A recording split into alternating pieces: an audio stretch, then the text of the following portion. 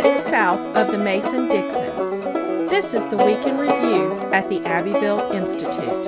Here is your host, Brian McClanahan. Welcome back to the Week in Review at the Abbeville Institute. This is your host, Brian McClanahan, and this is episode 317, covering the weeks of July 11th through July 22nd, 2022. Glad to have you back on the program. Very glad to be here. Don't forget to follow us on Twitter, like our Gab page, and subscribe to our YouTube page where you can watch this podcast along with all kinds of other great lectures.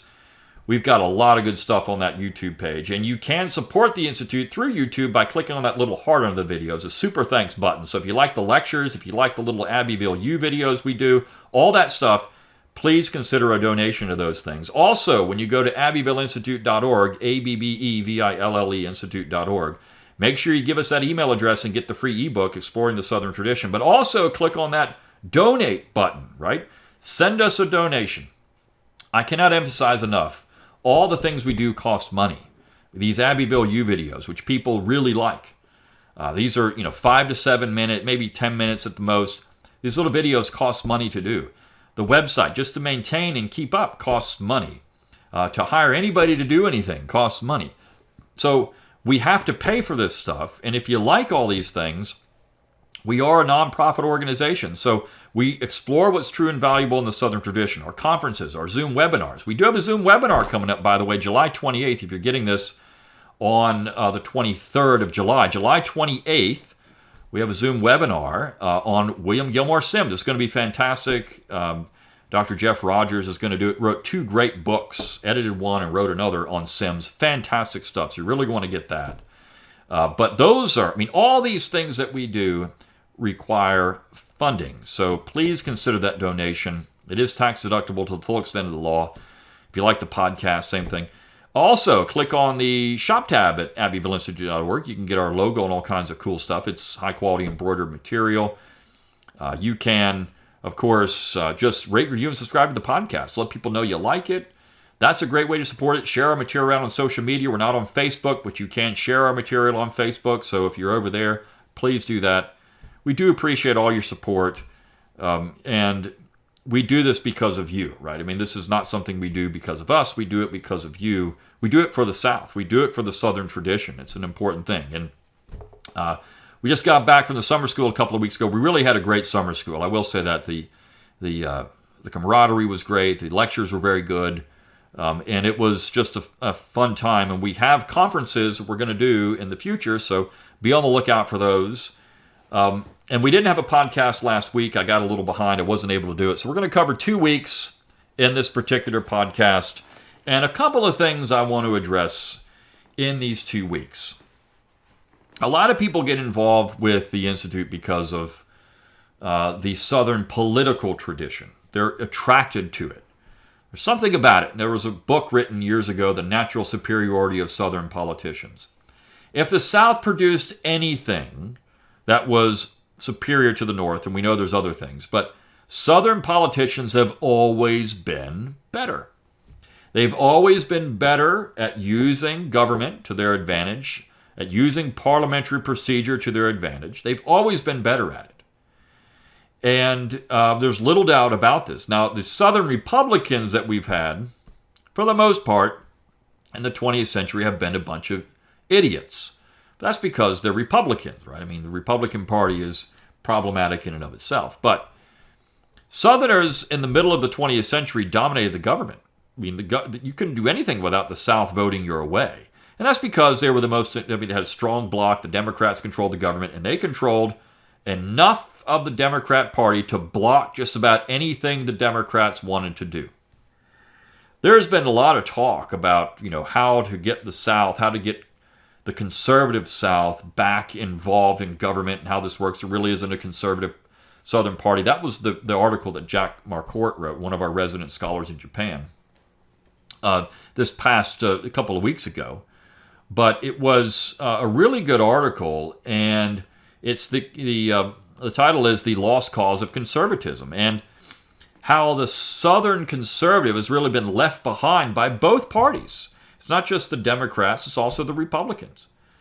The Republican Party is not interested in the conservative South anymore. It relies on the conservative South for votes, but it doesn't care. And the Democrats, if you just want to look at the left is so far outside of the South and the Southern tradition, it doesn't even apply to the South anymore. So this is interesting, right? I mean, the South has really been left behind. We're governed now by New England and California. And so, look, this piece by Jack is so good. He was involved in the Barry Goldwater campaign.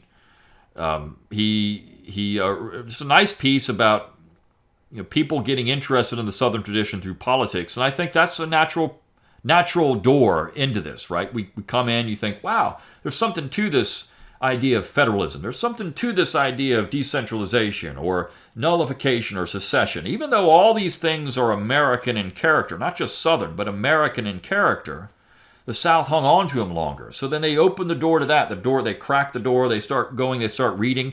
Hey, there's something to this stuff. This is interesting. And then they start looking at Lincoln, and they start thinking, well, there's something to this critique of Lincoln, isn't there? It's not just all butterflies, and rainbows, right? Sunshine and rainbows. It's not all that.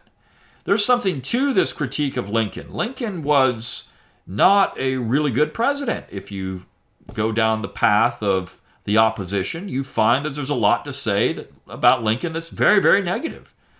And it wasn't just coming from the South, coming from the North. We do Northern studies at the Abbeville Institute as well, when we look at the North and what they were saying about various things. But this idea of this American character, when I say these things are American, they were very Jeffersonian, which of course Jefferson, Southern.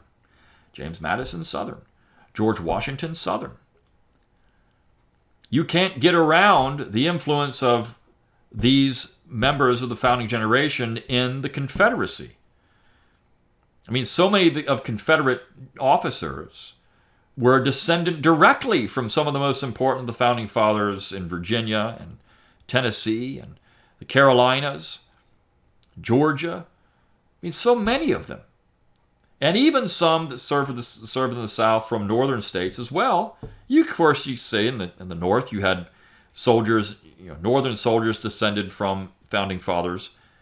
But you do see it in the South. I mean, this is where these people are all traitors. They weren't. They were simply adhering to what they believed was right in the Constitution and what they thought was constitutional and legal, what they thought was the American tradition. It's no accident they put George Washington on their seal.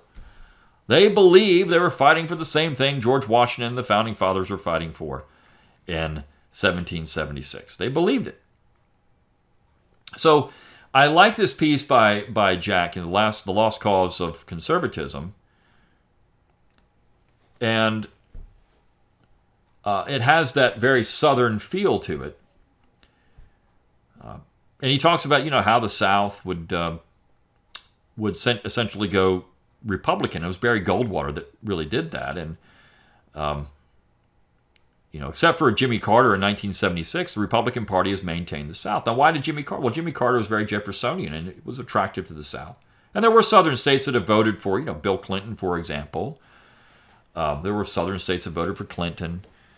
You can even see the Democrats have picked up a few Southern states here and there, but it's not.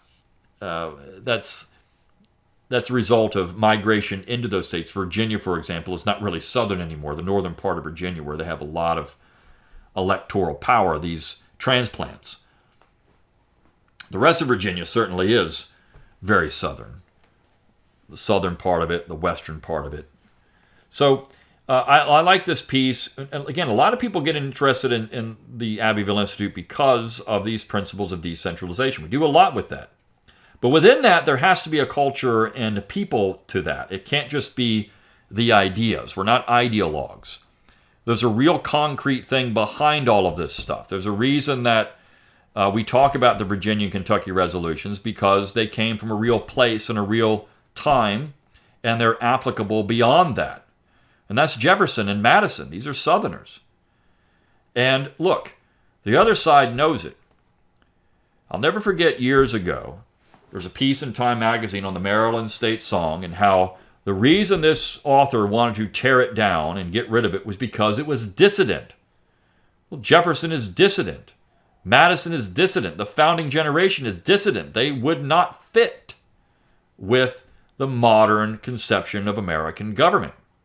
No matter how hard the left tries, and they tried to dig up this stuff. I saw the other day a piece in the Washington Post where the left was trying to insinuate that Jefferson and Marshall and James Monroe would have all been for abortion today because of a particular case in Virginia that involved a real scandal, and they essentially winked and nodded and said it was okay, said that this particular case was okay.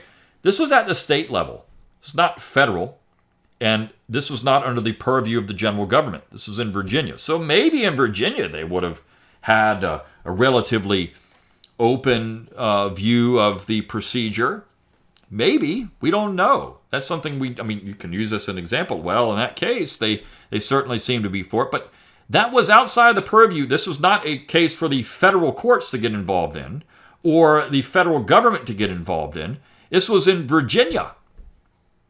You see, they lose sight of the entire situation. This is gaslighting on their part. See, the founding fathers would have been against the Dobbs decision. No, they wouldn't. I can guarantee you they wouldn't have been against the Dobbs decision because the Dobbs decision invalidated a completely idiotic Supreme Court decision that had no basis in the Constitution. It wasn't. The court just made up a right out of thin air. They just made it up and said it applies to all the states. Well, you know what? The founding generation were very careful about dividing powers out, and this was not a power of the general government. Now, the general government couldn't pass a law. Now, see, this is the thing. If you say that the Roe versus Wade was the proper decision, all that you could say with that is that the general government could not pass a law making that procedure illegal. The states, though, should be free to do whatever they want. I know Roe v. Wade went beyond that. They said the states can't do this. But you could have a ruling on the federal government there and say, well, there's really no power for the Congress to have any power one way or the other. There's no power here. There's no power to do any of this. You can't tell this. So the general government can't make it a crime. The general government can't do this, but the states can do whatever they want. There's no power in the general government to say one way or the other about this particular issue if you want to go that direction. It's not listed in the Constitution. It's not a enumerated power. Now, you can make the argument that the general government has the responsibility to protect life, liberty, and property. So if they're protecting life, does that mean that they have that power to do that? But we can say this about a lot of federal legislation, right? It's redundant. It's unconstitutional. But this is the issue. And so all these things come into play when people get involved and interested in the Institute. And the founding generation are certainly part of that. That's why we ran a couple of pieces in the last 2 weeks. One on Jefferson. We have Jefferson all over the Institute, right? And I'm talking to Don Livingston about this years ago. He said, Jefferson is really the symbol of the Institute because he has everything except, you could say maybe religion. And even there, we do have members of the Institute, people that are academics who are involved that argue that Jefferson was more religious than most people realize. But regardless, when it comes to politics, his most important political principle was federalism. His view of reform stopped at Virginia. He might have been a reformer, and Kevin Gutzman wrote a very good book about this, Thomas Jefferson, a radical. He called him a radical, but his vision of radicalism stopped in Virginia. That was it. This is why Clyde Wilson called him a conservative, because American conservatism at its core has to have a strong belief in federalism. If you do not, you're not really an American conservative. You're a European type of conservative, believing in the American state and the center to do all work.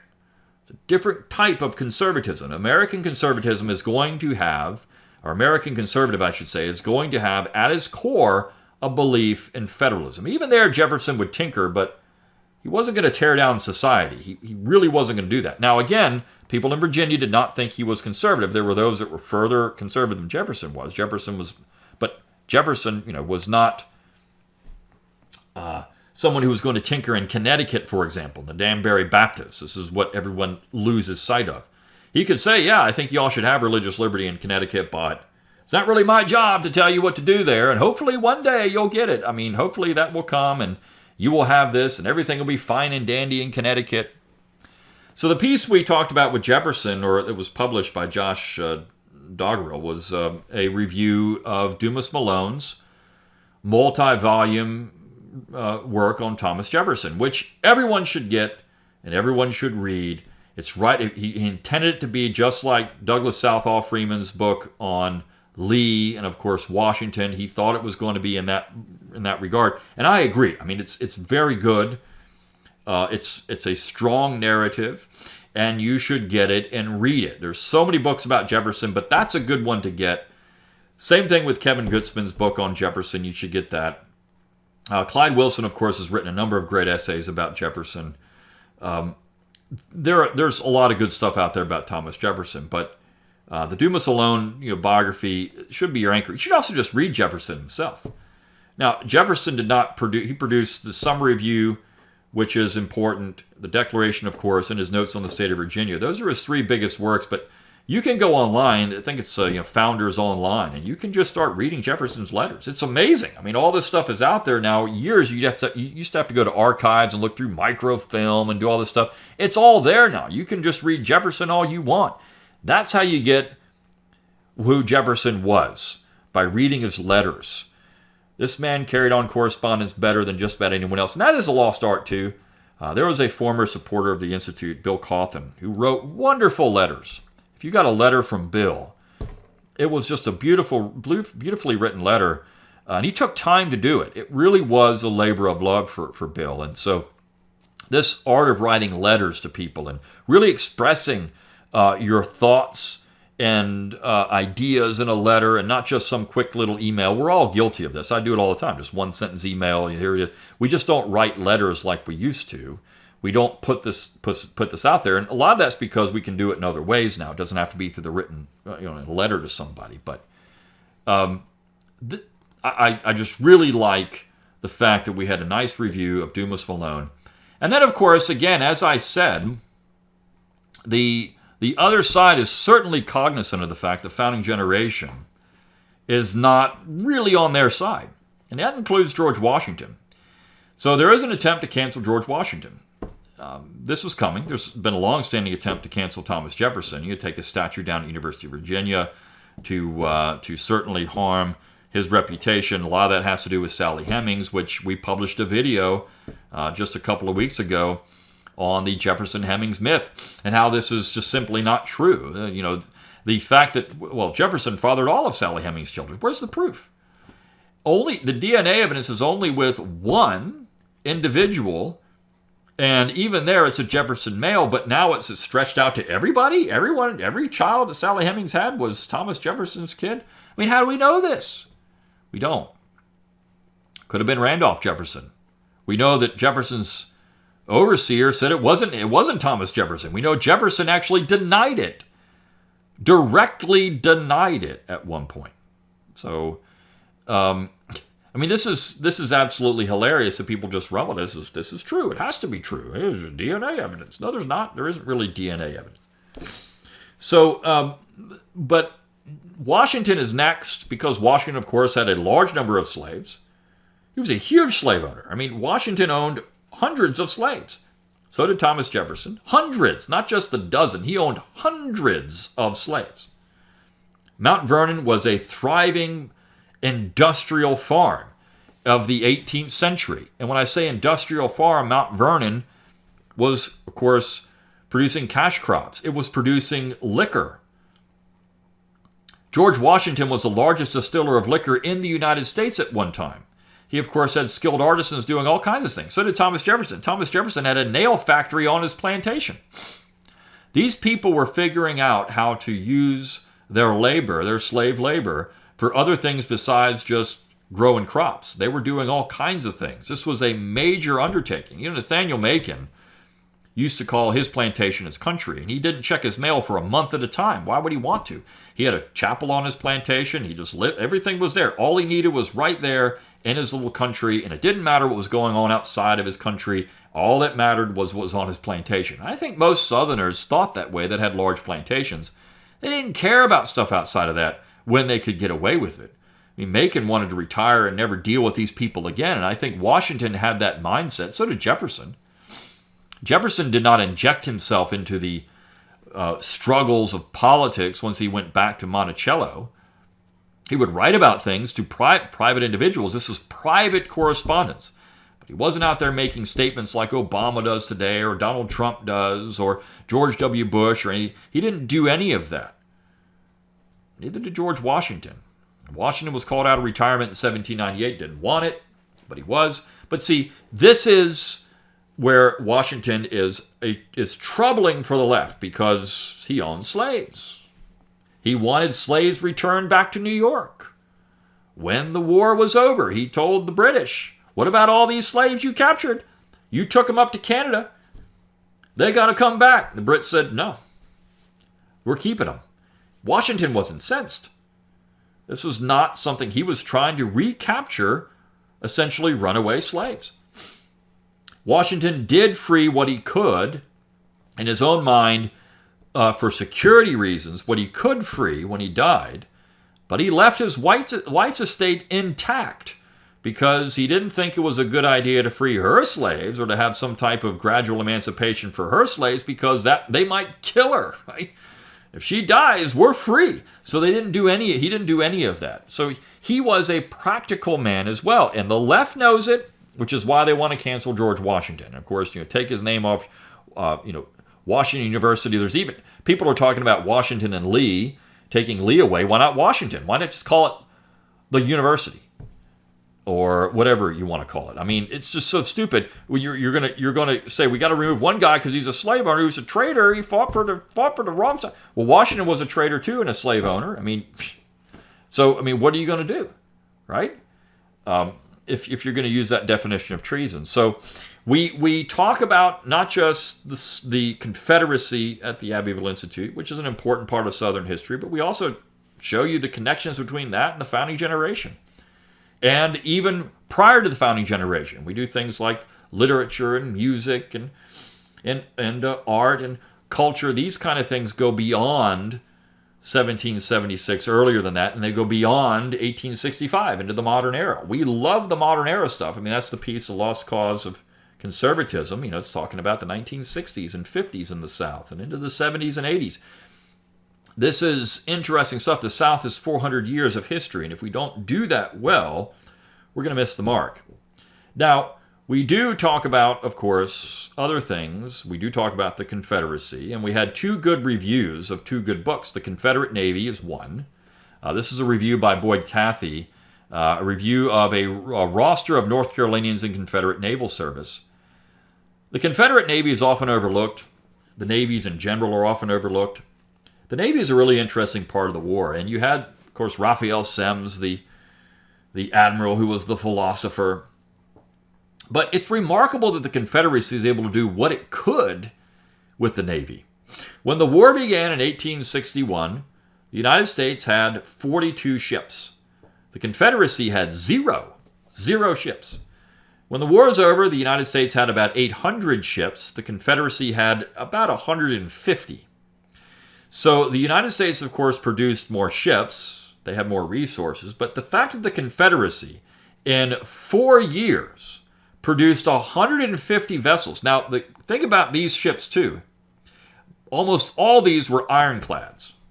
The Confederacy was doing things, amazing things with technology. Now, not all of them were, but you think about the USS Alabama. It wasn't an ironclad, but it was a great ship, of course, sunk off the coast of France. Great ship. The Confederacy was doing things technologically, innovation that far surpassed anything the Union was doing, with the exception of the turret that they used on the Monitor-class ships for the United States Navy. But the Confederacy early on figured out ironclad, an iron plate over the ship was going to be the way to go, right? They just didn't figure out this turret technology, which of course then was used. But this composite armor that the Confederacy came up with, the sloped composite armor, that's all Southern innovation. And we still use that on tanks today. So the Navy is a really interesting part of the entire Confederate experience. And unfortunately, it's not a whole lot of people know much about it. And so this is why I like this review by Boyd Cathey, The Confederate Navy, because it draws attention to the Confederate Navy and how important these people were, and how the naval theater was so important for the war. I mean, look, the blockade is essentially what won the war for the North. The blockade prevented the South from utilizing its cotton to gain supplies and economic leverage and get other European powers involved. It was the blockade. This is what Winfield Scott, by the way, a Southerner, who said we needed to do if you're in the United States to prevent the South from winning the war. Right? So that's the plan that essentially won. And Scott said we can do that now. We don't even have to go to war. Eventually the South will capitulate because the blockade will destroy it. And that's what happened. But the South produced the first combat-ready submarine that actually sank an enemy ship. I mean, that's pretty impressive. One other thing I find amazing that a lot of people don't know about with the Confederate Navy, two things I should say, actually. The first is, if you're a sailor and you're interested in competitive sailing, the America's Cup, which is the crown jewel of sailing races, it's named after the schooner the America, which, by the way, was in Confederate service for a time. So this America's Cup, it has Confederate connections. I find that fascinating. A lot of people don't know that. I wonder if they're going to cancel America's Cup because of that. But it has Confederate connections. And the other thing, we think of mines and waters and torpedoes and all this kind of stuff. The South was pioneering in all of that. And this actually gets us to one of the other pieces that we ran. It's on the Encyclopedia of Confederate Generals by Samuel Mitcham, who is one of our writers here at the Institute. But he published this new book of Regnery History. And one of the people that that book addresses is Gabriel James Rains, who is General Rains, who came up with these torpedoes, landmines, and water mines, I should say. And so this is the guy that did it. And he had torpedo factories, and his torpedo sank an estimated 58 Union vessels. I mean, amazing. So this is innovation that the South is part of, and why we should read this book by Samuel Mitcham, the Encyclopedia of Confederate Generals. Over 400 general officers in it that most people don't know about. I find that to be, it's a fascinating book. And last but not least, and I left this off at the beginning, but on Monday, the 18th of July, we actually published a lecture that Clyde Wilson gave back in 2004 at the Abbeville Institute Summer School on St. George Tucker. And St. George Tucker is one of those members of the founding generation that we all need to read, just like Jefferson. His view of the Constitution is just a fantastic book.